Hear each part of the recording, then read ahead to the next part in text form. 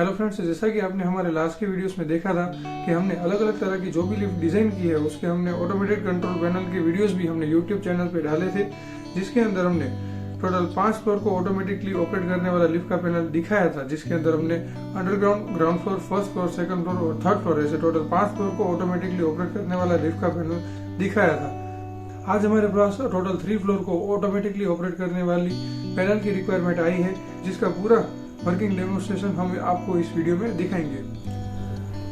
Video में आगे बढ़ने से पहले अगर आपने हमारे YouTube चैनल को सब्सक्राइब नहीं किया है तो प्लीज सब्सक्राइब कीजिए और बेल आइकन को प्रेस करना न भूलें, ताकि जब भी हम हमारे नए मशीनरी के रिलेटेड कोई भी वीडियोस को डालें, एलिवेटर के रिलेटेड और पैनल के रिलेटेड कोई भी वीडियोस को डालें तो उसका नोटिफिकेशन आप तक पहुंच सके। इसमें यूज किए गए सारे पार्ट्स को मैं पहले एक्सप्लेन करता हूँ। पिछली वीडियोस में जैसा हमने दिखाया था वैसे ही सेम पार्ट्स हमने इसमें यूज किए हैं, जिसमें हमने मोटर को क्लॉकवाइज और एंटी क्लॉकवाइज डायरेक्शन में रोटेट करने के लिए कॉन्टेक्टर का यूज किया है, जिसके अंदर हमने डाउन का कॉन्टेक्टर और दूसरा अप का कॉन्टेक्टर लगाया है। साथ ही में लिफ्ट में आने वाले सभी इनपुट और आउटपुट सिग्नल को मैनेज करने के लिए हमने रिलेस का यूज किया है, तो लिफ्ट में दिए जाने वाले सभी इनपुट और आउटपुट सिग्नल को मैनेज करेंगे। लिफ्ट के इनपुट सिग्नल्स में सभी लिमिट स्विच लगेंगे, जिसको हमने इस वुडन बोर्ड के ऊपर फिट करके रखा है, जिसमें ग्राउंड फ्लोर की लिमिट स्विच, फर्स्ट फ्लोर की लिमिट स्विच, सेकंड फ्लोर की लिमिट स्विच, ऐसे टोटल 3 लिमिट स्विच का यूज होगा। लिफ्ट में लगने वाले सारे इनपुट और आउटपुट सोर्सेज को हमने इधर कनेक्टर के ऊपर कनेक्ट करके रखा है। लिफ्ट के इनपुट सिग्नल्स में लिफ्ट के लिमिट स्विचेस और पुश बटन्स लगेंगे और लिफ्ट के आउटपुट में लिफ्ट का मोटर रहेगा, जो बारी बारी से क्लॉकवाइज और एंटी क्लॉकवाइज डायरेक्शन में रोटेट होगा। लिफ्ट के पैनल को कमांड देने के लिए हमने कमांड बॉक्स को डिजाइन किया है। कमांड बॉक्स के अंदर अगर आप ध्यान से देखोगे तो हमने रेड इंडिकेटिंग लैंप वाली एक स्विच को यूज किया है, जो मेन स्विच के रूप में और इमरजेंसी स्विच के रूप में काम करेगी। जब भी आप स्विच ऑन करोगे तभी इसके अंदर की एलईडी ब्लिंक होने लगेगी, जो दिखाती है कि पैनल अभी हमारा एक्टिव है, और बंद करने पर ये एलईडी बंद हो जाएगी और चालू करने पर ये चालू हो जाएगी। ये दिखा रही है कि अभी हमारा पैनल पूरा एक्टिव कंडीशन में है। सभी फ्लोर के अलग अलग पुश बटन को हमने जी, फर्स्ट और सेकंड ऐसे मार्किंग के साथ दिखाया है। साथ ही में लिफ्ट की मोशन को देखने के लिए इस बार हमने बोर्ड के अंदर अप की एलईडी और दूसरी डाउन की एलईडी माउंट की गई है, जो जब भी हमारा अप का कॉन्टेक्टर लगेगा तभी हमारी अप की एलईडी चालू होगी, और जब भी हमारा डाउन का कॉन्टेक्टर चालू होगा तभी हमारी डाउन की एलईडी ब्लिंक करने लगेगी। इस बार हमने लिफ्ट के पैनल को यूनिवर्सल पैनल बनाया है, जो सिंगल फेज और 3 फेज दोनों में यूज कर सकते हो आप। और कभी भी आपको कोई भी फ्लोर तक ऑपरेट होने वाला लिफ्ट का पैनल का रिक्वायरमेंट रहे तो वीडियो में दिखाए गए इस नंबर पर आप कांटेक्ट कीजिए, जिसके कारण हम अपना पूरा ये कंप्लीट सेट आप तक पहुंचा सके। और पैनल के रिलेटेड आपको कोई भी क्वेरी हो तो वीडियो में दिखाए गए इस नंबर पर कांटेक्ट कर सकते हो आप। मैं अभी इसका वर्किंग डेमोन्स्ट्रेशन बताता हूँ। मान लीजिए कि लिफ्ट हमारी अभी ग्राउंड फ्लोर पर रुकी हुई है, तभी हमारी ग्राउंड फ्लोर की लिमिट स्विच जैसे प्रेस होगी। ग्राउंड फ्लोर पर रुकी हुई लिफ्ट को अगर मैं सेकंड फ्लोर का कमांड दूंगा तो हमारा अप का कॉन्टेक्टर ऑन होगा, और जिसके कारण हमारी अप की एलईडी ऑन हो जाएगी। तभी हमारी लिफ्ट ऊपर उठने लगेगी और लिफ्ट हमारी फर्स्ट फ्लोर से होते हुए सेकंड फ्लोर पर जाकर रुक जाएगी। ये हमारा अप का कॉन्टेक्टर बंद हो गया और जिसके कारण एलईडी भी बंद हो चुकी है। सेकंड फ्लोर पर रुकी हुई अगर लिफ्ट को मैं ग्राउंड फ्लोर का कमांड दूंगा तो लिफ्ट हमारी फर्स्ट फ्लोर से होते हुए ग्राउंड फ्लोर पर जाकर रुक जाएगी, और इसमें डाउन का कॉन्टेक्टर बंद होने पर डाउन की एलईडी बंद हो जाएगी। साथ ही में अगर मैं ग्राउंड फ्लोर पर रुकी हुई लिफ्ट को फर्स्ट फ्लोर का कमांड दूंगा तो लिफ्ट अब हमारी ऊपर जाने लगेगी, और उस कंडीशन में हमारा अप का कॉन्टेक्टर ऑन हो जाएगा और अप की एलईडी ऑन हो जाएगी, और फर्स्ट फ्लोर पर पहुंचने पर हमारा कॉन्टेक्टर बंद हो जाएगा। साथ ही में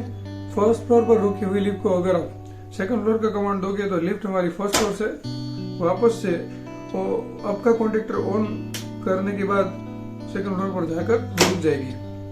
सेकंड फ्लोर से वैसे ही आप फर्स्ट फ्लोर पर आ सकते हो, तभी हमारा डाउन का कॉन्टेक्टर चालू होगा।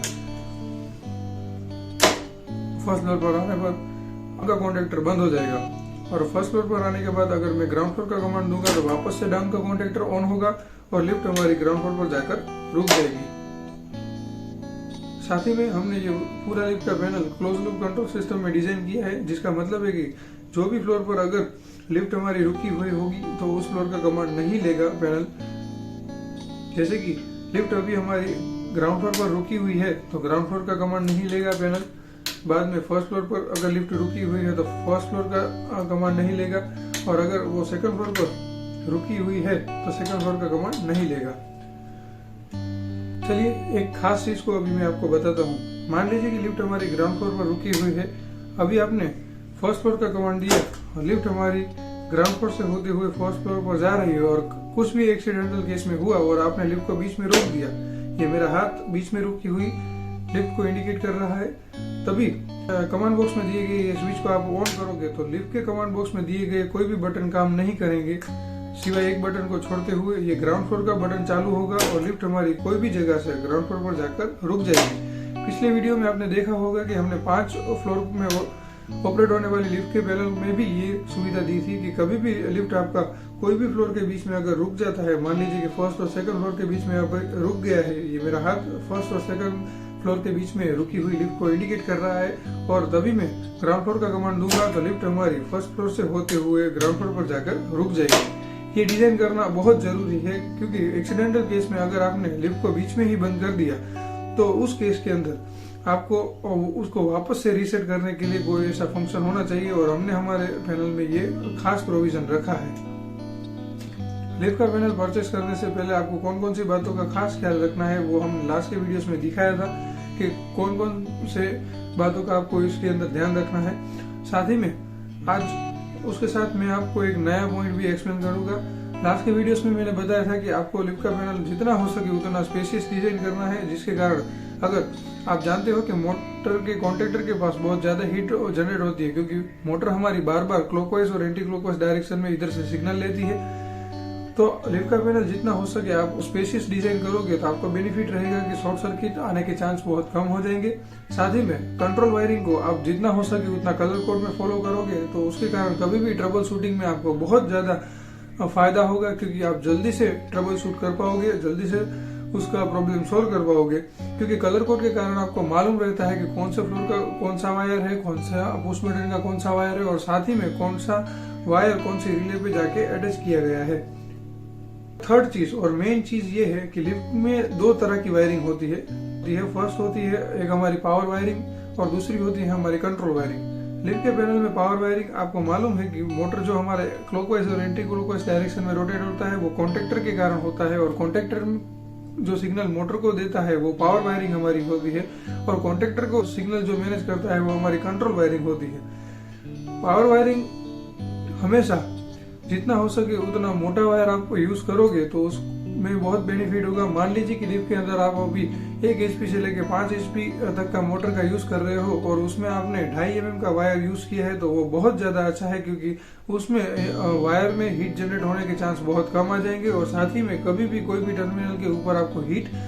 देखने नहीं मिलेगी और इसके कारण शॉर्ट सर्किट बिल्कुल नहीं होगी। साथ ही में लिफ्ट में यूज किए गए कंट्रोल वायरिंग में आपको खास देखना है कि कौन से वायर का यूज किया है। कई